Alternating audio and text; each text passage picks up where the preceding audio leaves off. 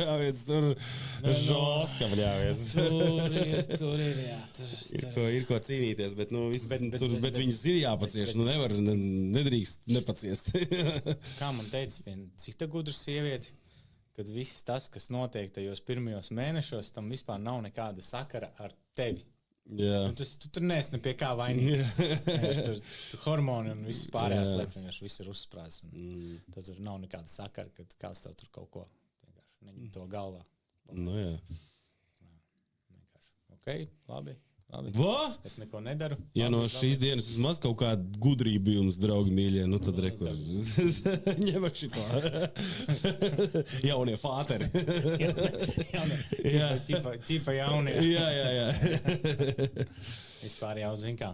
Citi ir jaunie fāteri 18 gados, kur es kaut ko tādu redzu, man liekas tāds, kāpēc?